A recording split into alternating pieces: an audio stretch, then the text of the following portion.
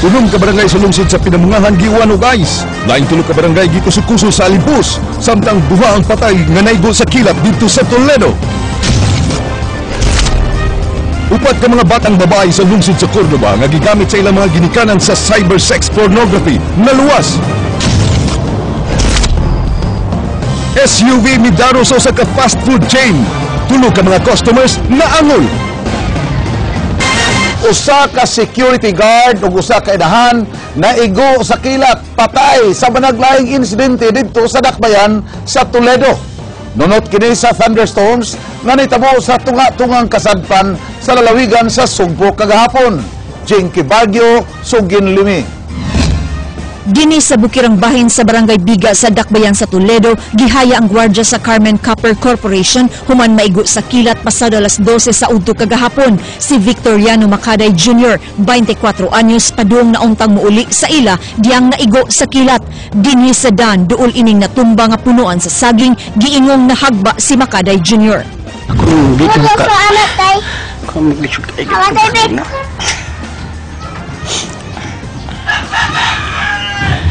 Oh, may taong di sakita na naman. Ikaw naman. Ay nga nga. Wag imin mo na. Mada nga. Pusong nagtarong. Dulan duha ka tuig na nga gwardya si Macaday sa Carmen Copper ug gipasalig sa security director nga duna sila hinabang nga ihatag sa nabiling pamilya. Doon si corresponding benefits na mahatag sa iya. Sa samang bahin, patay sabdayon ang 37 anyos nga si Marites dinhi sa Sitio Bawod, Barangay Magdugo sa samang Dakbayan, samtang siya igurang ng laba pasado alauna sa hapon. Ang iyang anak mo ni nakakita nga nagkub ang patayng lawas yang inahan gawas sa ilang panimay. Tungod sa kakusog sa kilat, naliki ang kawayan nila nga poste ug nasunog sab ang handle ining payong. Giinan ako nga Marto, gamaman mo kay kusog kang kilat. Mato pagtamaan mo dire, mato gahigda na. Tambag ni Chief Inspector Michael Anthony Bastes nga kanunay mag-amping panahon sa kusog nga uwan. Mas bantay ko, once na ganang kilat na, umahin mo, matago agad. So good sa balay. Ang lokal na kagamhanan sa Dakbayan sa Toledo, muhatag sabog ayuda sa nabiling pamilya. Jinky Baguio, News 5. Nalisang ang mga residente sa unom ka mga barangay sa lungsod sa Pinamungahan human maigo sa usa ka buhawi ang ilang mga lugar kagahapon sa udto. Nag-uwan pa gid guys, butang nga gikahibudgan kayo nila. Jinky Baguio, Sugin Limi. Di makato si PO2 Carlos Barluado sa Pinamungahan Pulisay ang nakita diyang mibunok ang kusog nga uwan kagahapon. Mga lingin nga porma og ice mo'y miuwan sa unom ka mga barangay nga gilangkuban sa Pandakan, Poblasyon, Lutod, Manguto, Sambagon ug Binabag dito sa lungsod sa Pinamungahan. Miro ato dugdug og kilat dayon habo-habo nisunod ang kusog nga ulan pagtataon nangatagak ang ice gikan sa kuwan ikas taas. Nakasaksi sab si Jack Chris Undalok sa gidaghanon sa nangahog nga ay sa ilang nataran gani atol sa kusog nga uwan nangatumba ang mga punuan sa saging sa ilang atubangan nangabali sab ang mga dagkong kahoy sa lubi. Hibuong na lang may nga ngano nga nanay nag mga lugapak sa atop ba tuon ni og sa kakusog lang sa uwan niya pagtanaw pa na mo dai kay ayos dito mo to nga murag kuyawan sa ba kay karon pag may nakabsorbar og ato nga pagitabo sa mga lugar noon sa una. Ingon ni ini kadako ang kadaot nga nasinati sa mga mulupyo dinhi sa City Lower Campus sa Barangay Poblasyon dinhi sa lungsod sa Pinamungahan human sila maigo sa Alimpos kagahapon sa hapon. Ilang gihulagway nga mauna kadto ang pinakakusog nga hangin nga ilang nasinati sukad sila nagpuyo dinhing dapita. Wa sa makalingkawas sa tumang kahadlok si Diwani nga dunay duha ka gagmayng anak diyan mismo sa ilang nataran na tumba ang dakong punuan sa mangga. Ang Alimpos migo sa mga barangay sa Poblasyon, Pandakan ug Binabag. Kusog kayong hangin ma'am niya. Baguros jud to siya ma'am. Iporte na akong kuyawa. Paggawas na mo na inakuan na mo nga. Porting nanay mangga na tumba. Kanang lukot gid ang sin ba? Lupad gid siya ang kuan. Amo na lang nagiuli ang kanang sin nga nakabili nga nipilit sa lansang. Pauno lang ni amo ang kuan para matabunan mi ang mga tuog. Padayon pang giases sa lokal nga kagamhanan sa Pinamungahan ang kadaot sa maong katalagman. Wa hinoy nakalas nga kinabuhi o kaha na samdan sumala ni Mayor Glenn Baricuatro. Hindi lang ikuan nga swerte ang Pinamungahan kay so far walay na-reported nga balay o walay kinabuhi nga nakalas. Ngayon wala pa yung balay dyan nga natumbahan. Sa nasayran, dili kini ang unang higayon nga miuwan og ice sa lungsod sa Pinamungahan. Jinky Bargio, News 5. Unsay angay nga buhaton sa higayon nga dunay pagpanugdog og pagpangilat. Samtang way kahimanan nga makatug-an kung kanos amuliti, ang pag-asa dunay tambag kung unsay buhaton panahon nga musilaob ang kangit-ngit ug mudahunog ang langit. King Perez, Sugin Limi. Ano man, during maturity stage of the cloud, cumulonimbus cloud, Matod sa pangu sa pag-asa Cebu nga si Al Kiblat, mas taas pa ang posibilidad nga may go og kilat kon itandi sa makadaog og loto. Suma kini sa pagtuon nga 600,000 ka mga average thunderstorm sa kalibutan, usa lang ka tawo ang posible nga maigo. Sa talaan sa Office of the Civil Defense sa rehiyon, duha lang ka mga tawo ang nakilatan ni atong 2012, samtang karong tuiga duha na ang nakilatan sukad Enero ning tuiga. Namatikdan sa pag-asa ang isolated thunderstorm sa Sugbo alauna pa sa kahaponon kagahapon. Mao kini ang hinungdan kon ngano na sinati sa mga mulupyo sa lungsod sa Pinamungahan ang hailstorm kagahapon og mga dugdog og kilat nga mikalasog duha ka kinabuhi. Walay ekipo ang pag-asa sa pagdetect kon kanos amo strike ang kilat. Na equipment nga mo detect nga unsang ang thunderstorm cloud na siya.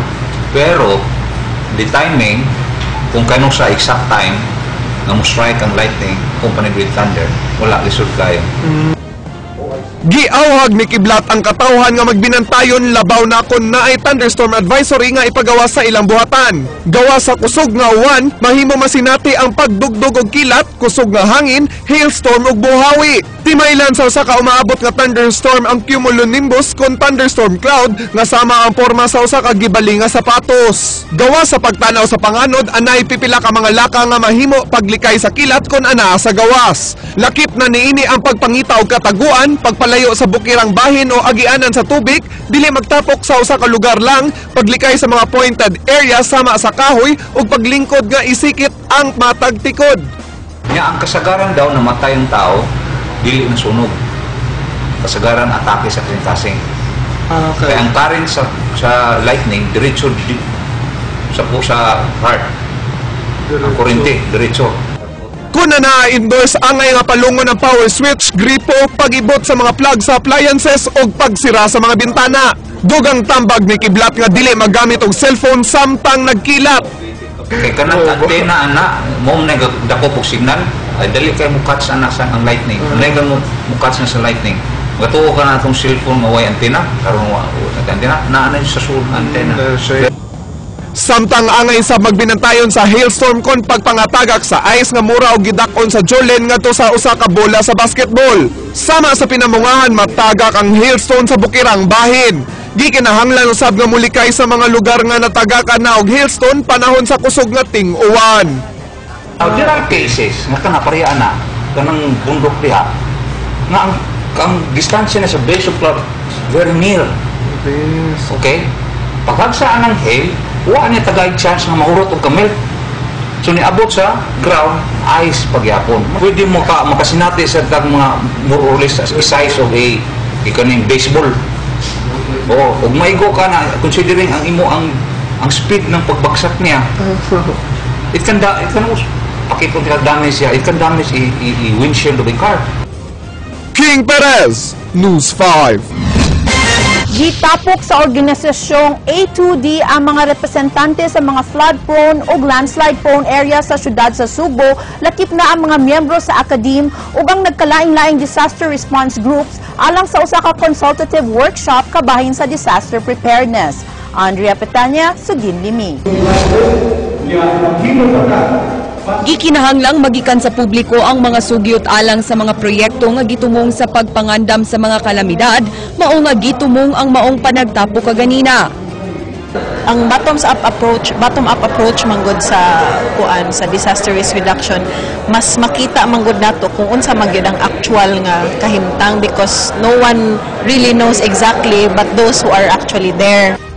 Tapukon sabang maong mga sugyot ug ipresentar sa laing workshop karong buwan sa Oktubre, uban na ang mga opisyales sa Cebu City Hall aron tukion kun unsa nga mga polisiya ug proyekto sa disaster response ang angayang ilisan ug dungagan. Gawa sa workshop, gipahimangnuan sab sa Cebu City Disaster Risk Reduction and Management Council kun CCDRRMC ang mga barangay officials sa mga angay buhaton panahon sa ting-uwan. Kung gabi magpreparar lang yun, no, mag-monitor na sa radio, no, naamang yung mga AM station nga overnight ang program, di ba?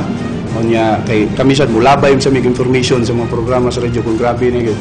Onya kuan lang barangay, connect sila sa barangay kay kami naglabay sa mig information sa matag barangay officials.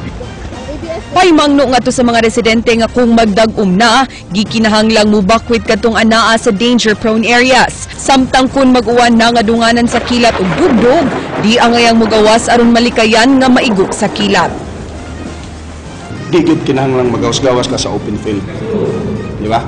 Di gid kinahanglan. Ikaduha, kanang bitaw mga materials or mga objects nga mo reflect, like mirror or metals, alloy or stainless, di kinahanglan nga imo expose. Andrea Patania, News 5.